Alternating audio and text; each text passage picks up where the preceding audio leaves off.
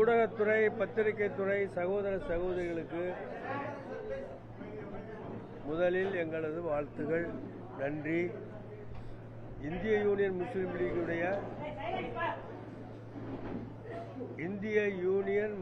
லீகினுடைய தமிழ் மாநிலத்தின் உயர்மட்ட குழு கூட்டம் இன்று காலை 11 மணி முதல் இப்பொழுது வரை நடந்தது. கூட்டத்தில் 3 முக்கியமான செய்திகள் பரிமாறப்பட்டன. ஒன்று, தமிழக வெற்றி கழகத்தின் ஆட்சி தமிழகத்தில் உருவாக்கப்பட்டிருக்கிறது.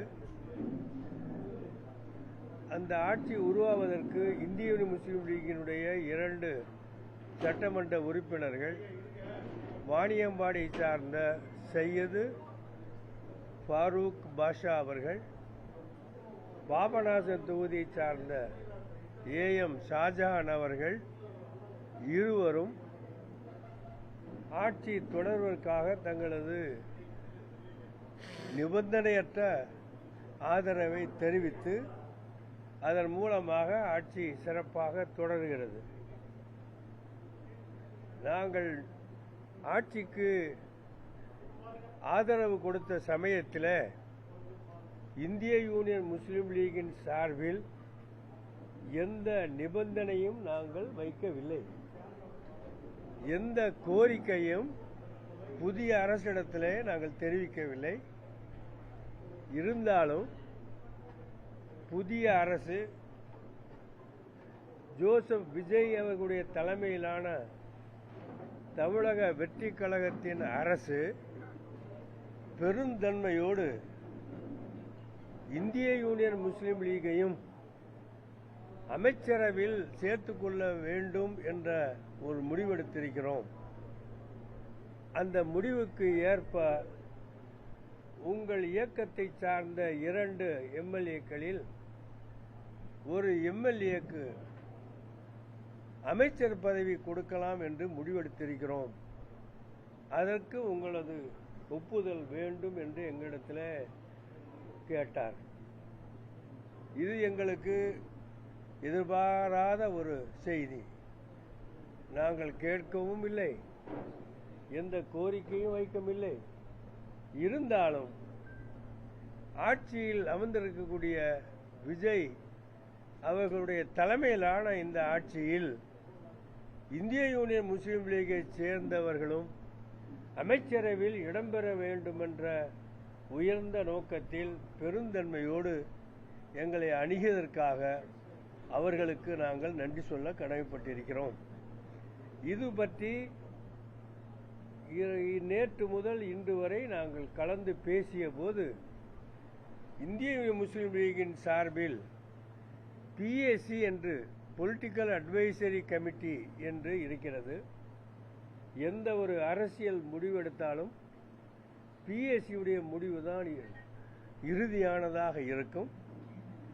அந்த PAC பொலிட்டிக்கல் அட்வைசரி கமிட்டியுடைய சேர்மனாக இருப்பவர் கேரளத்தினுடைய தலைவர் சையது சாதிக் அலி ஷிஹாப் தங்கள்.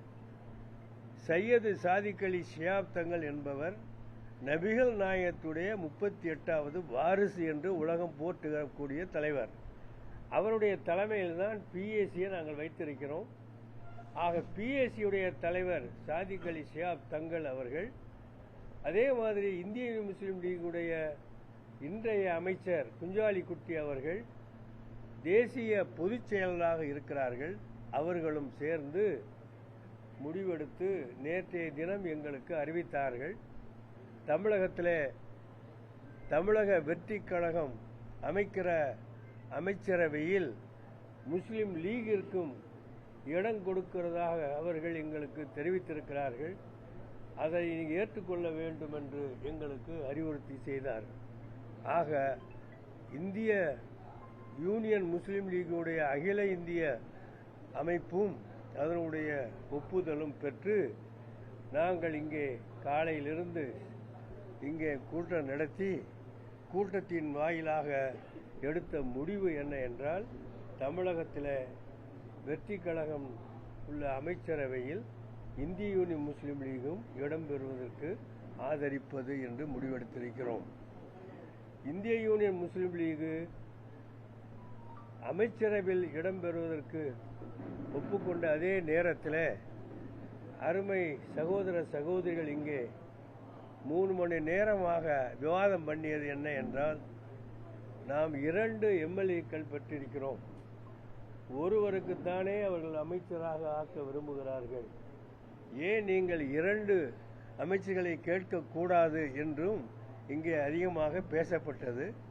அந்த கருத்து உள்வாங்கிக் கொண்டு முதலில் அவர்கள் ஒப்புக்கொண்ட ஒருவரை தேர்ந்தெடுத்து அனுப்புவோம். அதற்கு பிறகு அடுத்தவரை பற்றி நாம் சிந்திப்போம், கேட்போம் என்ற அடிப்படையில் அந்த ஒருவரை தேர்ந்தெடுக்கக்கூடிய முழு அதிகாரத்தை மாநில தலைவர் என்கிற முறையில், தேசிய தலைவர் என்கிற முறையில் என்னிடத்திலே ஒப்படைத்து விட்டார்கள். அப்போ ஒப்படைத்த காரணத்தினால 2 எம்எல்ஏக்களிலே பாபநாசம் தொகுதி எம்எல்ஏ ஏஎம் ஷாஜஹான் அவர்களை நாங்கள் அமைச்சரவையில் இடம்பெறுவதற்காக வேண்டி சிபாரிசு செய்வதென்று முடிவெடுத்திருக்கிறோம். அது ஆரம்பமான இந்த கட்டத்திலே ஏஎம் ஷாஜஹான் அவர்களை தமிழக அமைச்சரவையில் இடம்பெறுவதற்கான ஒரு வாய்ப்பாக கருதி, இது நல்ல ஆட்சி செய்வதற்கும் தமிழகத்தில் முந்தைய ஆட்சி செய்த அனைத்து நல்ல திட்டங்களையும் தொடர்வதற்கும், முந்தைய ஆட்சியில் நடந்த எல்லா சிறப்பான அம்சங்களையும் தொடர்ந்து தமிழகத்திலே நடப்பதற்கும் இந்த நல்லாட்சி நிச்சயமாக பாடுபடும். விஜய் அவர்களுடைய தலைமையிலான இந்த நல்லாட்சி சிறப்பாகவும் மக்கள் போற்றக்கூடிய வகையிலும் வரலாறு படைக்கக்கூடிய அளவிலுமான ஒரு நல்லாட்சியாக அமைய வேண்டும் என்ற வாழ்த்துதோடு நாங்கள் நிறைவு செய்திருக்கிறோம். இதுதான் நாங்கள் எடுத்த முடிவு. கூட்டணிக்கு நீங்க வரும்போது ஆரம்பத்திலிருந்து ஸ்டாலின் கேட்டு திமுக தலைவர் ஸ்டாலினை கேட்டு தான் நாங்க முடிவெடுப்போம், அவர் என்ன சொல்றாரோ அதை தான் நாங்க பண்ணுவோம் அப்படின்னு நீங்க சொல்லிருக்கீங்க. காலையில ஸ்டாலின் இடத்துல பேசினாரு. நீங்க எங்களுக்கு உதவி பண்ணதுக்கு நன்றி, வாழ்த்து, எடுத்துருக்க முடிவை வாழ்த்து என்று சொல்லியிருக்கான். காலையில ஸ்டாலின் சொல்லிட்டாரு. இல்ல அது நாங்க தொடர்ந்து பேசிட்டு தானே இருக்கோம். அமைச்சர் இடம்பெறுவதற்கு தொடர்ந்து பேசிட்டு தான் இருக்கோம். இப்ப இடம்பெறோம்.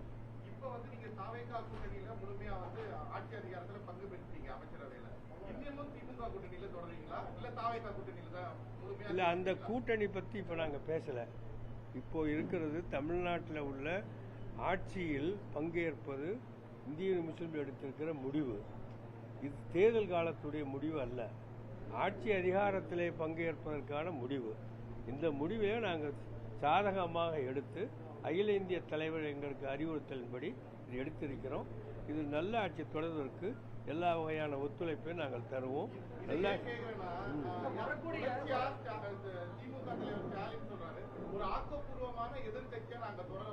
தொடரட்டும். நிச்சயமாக இல்ல ஆட்சியில் இருக்கிறவங்க எப்படி போராட்டத்தை கலப்பாங்க? ஆட்சியை டிஃபெண்ட் பண்றதுன்னு ஆட்சியில் உள்ளவருடைய கடமை. ஆட்சியில் குறைகள் இருந்தால் நிச்சயமாக நாங்கள் வெளியிடுவோம், தட்டி கேட்போம்.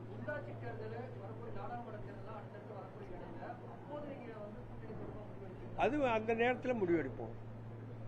அந்த நேரத்தில் வரும்போது முடிவெடுப்போம். இல்ல அந்த பேச்சு இப்ப கிடையாது.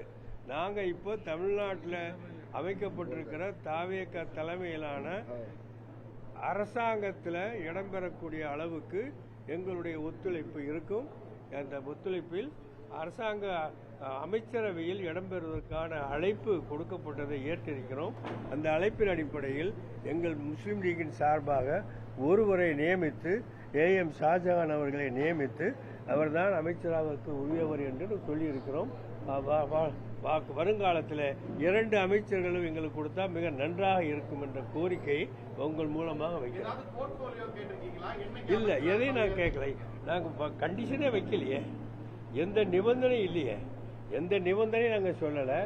நாங்கள் நிபந்தனையற்ற ஆதரவு தான் உங்களுக்கு தெரிவிப்பதாக நாங்கள் சொன்னோம். அப்படி இருந்தும் எங்களை மதித்து பெருமைப்படுத்தக்கூடிய வகையில் நீங்களும் எங்களிடத்திலே வந்து சேர்ந்து அமைச்சரவையில் இடம்பெற வேண்டும் என்று அவர் சொன்ன பெருந்தன்மையை நாங்கள் பாராட்டுறோம். தமிழகத்தில் கிட்டத்தட்ட 60 ஆண்டுக்கு அப்புறம் ஆட்சி அதிகாரத்தில் பங்கு சுதந்திர இந்தியாவுக்கு அப்புறம் இதான் ஃபர்ஸ்ட் டைம். இது எப்படி சார் பாக்குறீங்க? இது ஃபர்ஸ்ட் டைம் இல்லை, லாஸ்ட் டைமாக இருக்காதுல்ல. இது ஃபர்ஸ்ட் டைம் சொல்லிட்டீங்கல்ல, first time it will continue. Now it is a first time. இல்லை, நாங்கள் இப்போ தான் அறிவிச்சிருக்கோம். உங்கள்கிட்ட தானே அறிவிக்கிறோம். இந்த முடிவு இப்போ தான் அறிவிக்கிறோம். இந்த அறிவிப்பை அவங்களுக்கு சிஎம்முக்கு நாங்கள் தெரிவிப்போம். முதலமைச்சருடைய கவனத்துக்கு இதை தெரிவிப்போம். இந்த மாதிரி நாங்கள் முடிவெடுத்திருக்கோம் தெரிவிப்போம். அவர் ஒரு இது இந்த காலையில் முடிஞ்சு போச்சு. இல்லை பாய், அதெல்லாம் முடியாது. அது எங்களுடைய ப்ராப்ளம் கிடையாது. எங்கள் கூட்டம் 11 மணிக்கு நாங்கள் போட்டோம். எங்கள் கூட்டங்கிறது தமிழ்நாடு முழுந்து வரணும். ஒரு இஷ்டத்துக்கெல்லாம் 4 பேரை வச்சுலாம் நாங்கள் கூட்டம் நடத்த முடியாது. தமிழ்நாடு முழுதும் வந்து தான் அந்த கூட்டம் நடத்தியிருக்கோம். அந்த முடிவுட இதுதான் எங்கள் முடிவு. இது எங்கள் முடிவை தெரிவிச்சிருக்கோம். அவர் நாளைக்கோ மாண்புமிகு முதலமைச்சர் அவர்கள் எடுக்கிற முடிவுப்படி பதவி பிரமாணம் கவர்னர் செஞ்சு வைப்பார். அப்படிதான்